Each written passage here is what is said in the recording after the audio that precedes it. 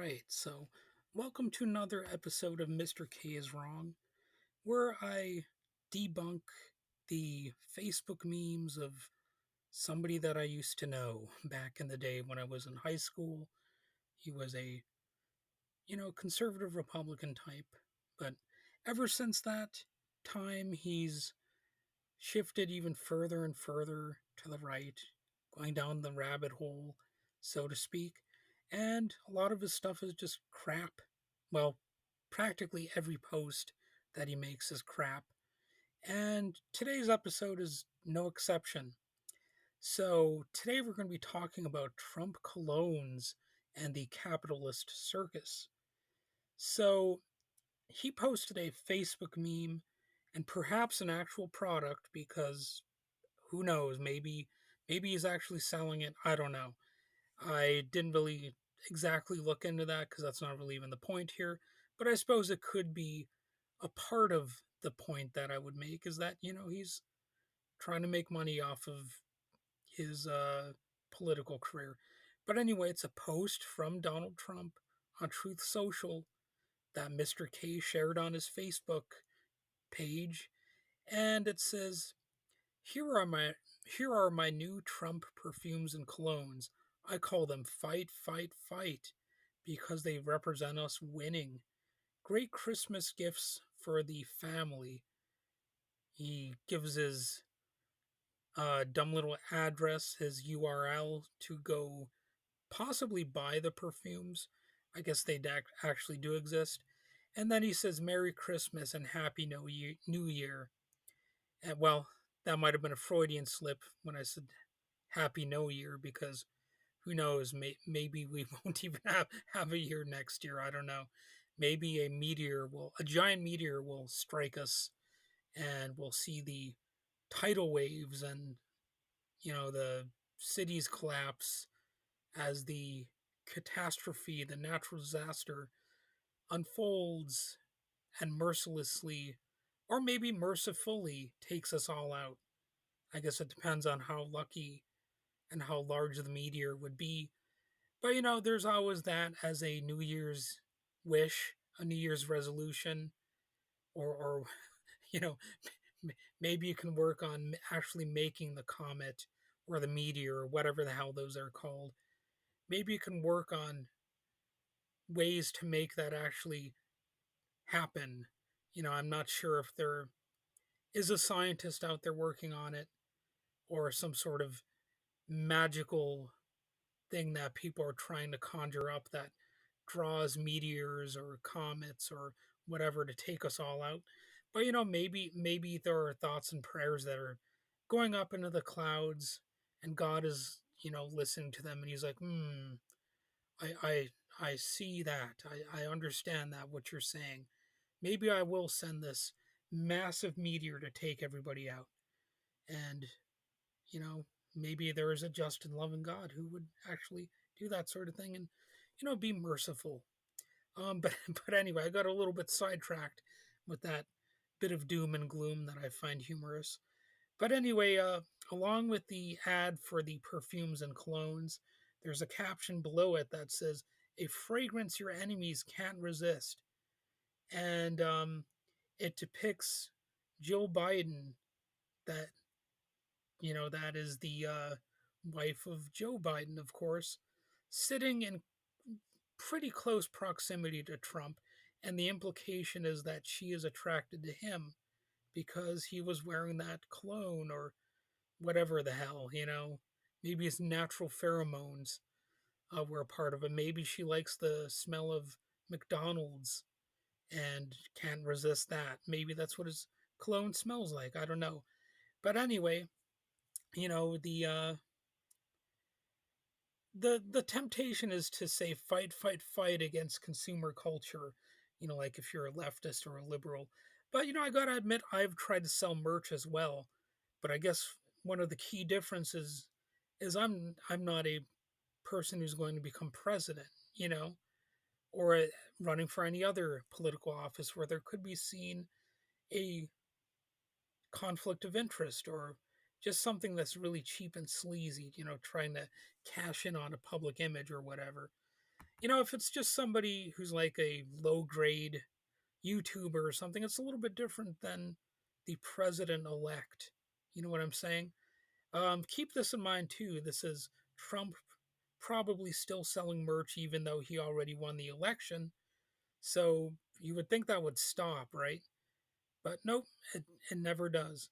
He's doing this now more than ever because the training wheels are off. The Supreme Court gave him near absolute immunity, so now he feels untouchable, and any sort of conflict of interest or emoluments clause stuff just is not going to register. And it pretty much didn't register before, but now it's really not going to matter to him or people like him, the people in his orbit who would seek to rip others off, like Steve Bannon, for example. They're going to try to rip people off more and more and more. And Trump is surrounding himself with billionaires and war hawks because he just does not care if he looks like he's running on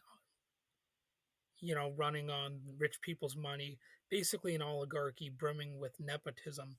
He's always been that way, and it's going to get worse. And all of his cabinet picks have been trash. I think I think even some of the people who support him are having a hard time, like getting behind some of his picks because they're just so stupid and rotten. I don't know if they're more stupid or more rotten. I guess that'd be a debate worth having, perhaps. But people still praise him merely because they think he's a businessman, which is really no different in principle than saying, oh, Hitler was a war hero, so he could not be wrong, you know, or supposedly, he was kind to animals. That's one of the arguments that they actually did raise back in Nazi Germany. They would say, oh, Hitler is actually an animal lover and all that. Just pathetic propaganda. It's also true that Donald Trump bankrupted a number of businesses. You can look into that, you can fact check it, and you're going to find, oh, wait, that's actually true. He was not a good businessman. And, it should also be worth noting that not everything should be run like a business. Not everything should necessarily even have a price tag on it to begin with. At least that's my philosophy, but what can I say in a country where everything is for rent or for sale? It's it's a point of view that you don't often hear. And of course, if you're tired of the Hitler comparisons and all that, let's say it's like people who would endlessly praise some authoritarian communist leader as a man of the people, even if they even if the man of the people would also trample on people's rights every step of the way. You could raise up Stalin as the comparable figure if you want. And I think that the same premise will still hold. So, anyway, back to the meme more specifically, I'll focus on the critique of the underlying dynamics of consumer culture, authority worship, or worship. I pronounce it like warships sometimes. But the other issue is the absurdity of the capitalist spectacle. And, here's my detailed breakdown for you. So, it's almost like self satirizing consumerism in a way. This meme de facto exaggerates or mocks the phenomenon of politicians commodifying their image while simultaneously commodifying his image. And, that in the halls of advertising that's called wink advertising. It's where it's where the advertiser is aware that they're being or that their audience knows that they're being crude and that they're being pathetic, but they still wink at the audience and say, "Look, we're still going to sell this product, but we're going to acknowledge that there's something morally or you know factually iffy about it." The like remember the Sprite ads where they had Grant Hill and they made fun of the idea of Grant Hill selling Sprite. Uh, I think that was the nature of those ads anyway. I mean, it was it was a hallmark of capitalist consumer culture, at some point to have these ironic advertisements, and I think that's still become a pretty regular selling point in advertisements, or to highlight some absurdity. Just make a wacky ad like Little Caesars used to do, or whatever. And those ads can be cute. I mean, I've always had mixed attitudes about products or corporations, because I do like some of the things that you can buy at the store. I like restaurants, even chain restaurants, and all that. But at the end of the day, they're just businesses, and at the end of the day, if they are not regulated or kept in check by popular opinion, they'll ultimately rip people off, and they'll lie to you, and this, that, and the other. Basically, do all kinds of shady things if they feel they can get away with it, because that's how the corporate world is. So, of course, like I said, it was actually commodifying his image, while Trump or any other high profile figure is capitalizing on their brand for profit, and all that. The absurdity of a perfume named Fight Fight Fight highlights the performative nature of consumer products and its role in modern politics. But of course, this is not just parody. This is most likely an actual real perfume that you can buy. I assume it might not be very good, but it's still both self parody and real at the same time, which really is an absurd thing. So my perspective critiques these attempts at commodification as a distraction from material and systemic issues that our political system is actually supposed to deal with, and I don't wish to divert too much attention away from that. So framing personal identity or resistance through the purchase of branded goods is inherently contradictory to the ideas of genuine autonomy or empowerment. It's almost like parodying the idea of actually being empowered. And that is exactly why people on the left would also question the merits of bands like Rage Against the Machine, or you name it.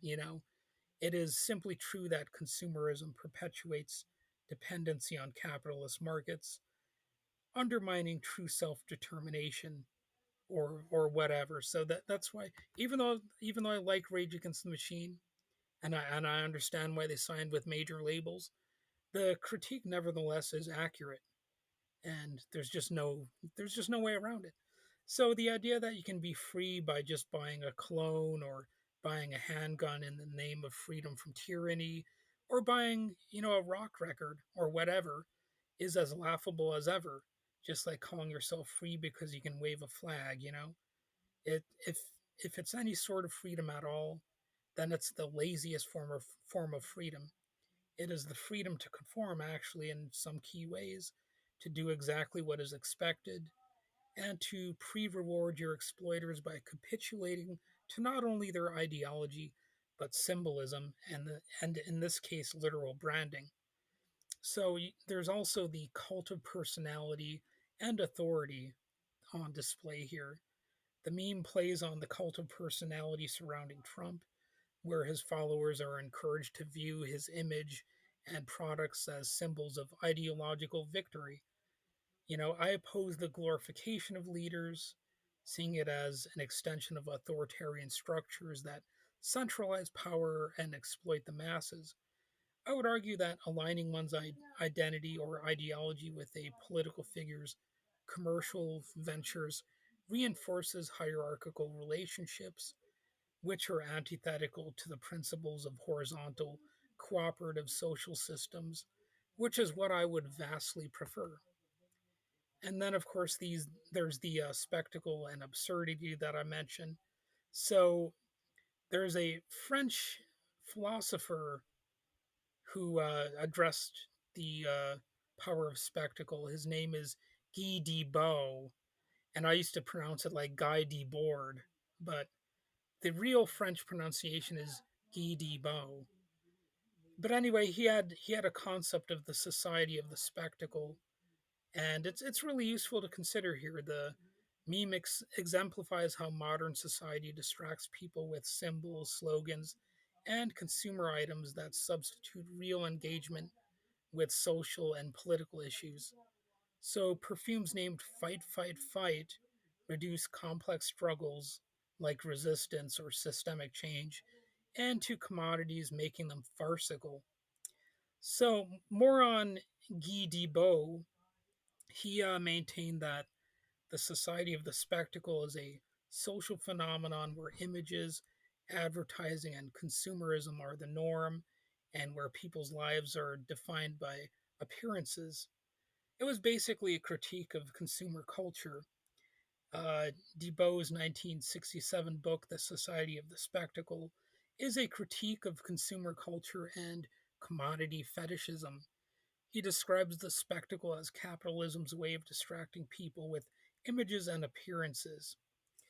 And the spectacle is a social relationship between people that's mediated by images. He describes it as a pseudo world where people can only look at it, and it's a reduction of reality.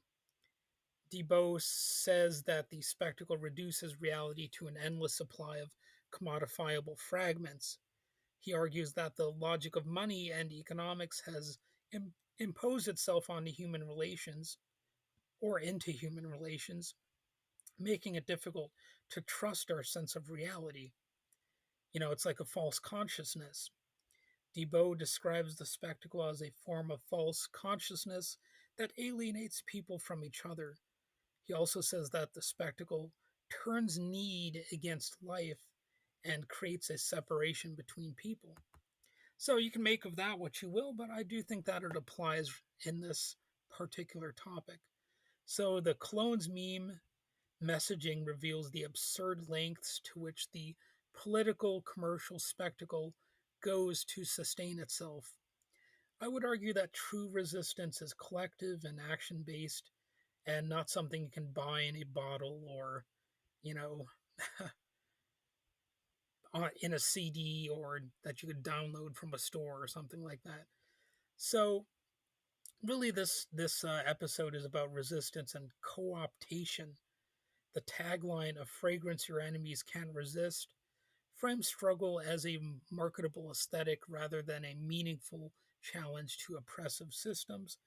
It co opts the idea of resistance into a consumer friendly narrative, neutralizing its revolutionary potential and essentially mocking it. So I would contend that resistance cannot be reduced to slogans or products, at least, you know, in reality. If we're talking about a real resistance, it's going to be real. Instead, it requires direct action, mutual aid, and dismantling oppressive systems, not purchasing a commodity marketed by a figure of authority, even more so when that authority figure is blatantly oppressive and really at the top of the, I guess, authority ladder.